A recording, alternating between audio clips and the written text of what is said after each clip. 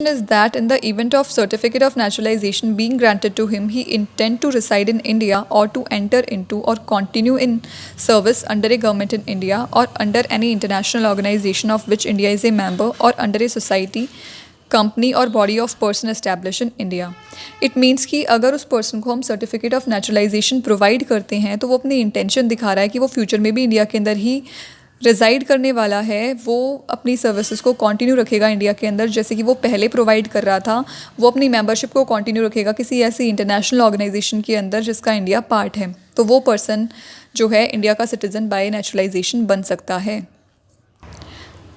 However, the government of India may waive all or any of the above condition for naturalization in the case of a person who has rendered distinguished services to the science, philosophy, art, literature, world peace और human progress.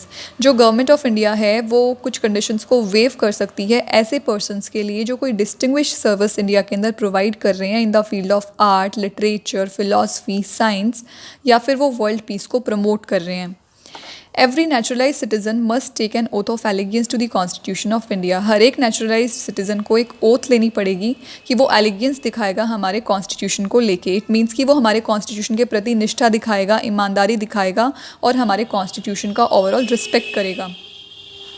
Next category of person belongs to the people who became the citizen of India by incorporation of territory. It means if any foreign territory became a part of India, the government of India specify the person who among the people of the territory shall be the citizen of India.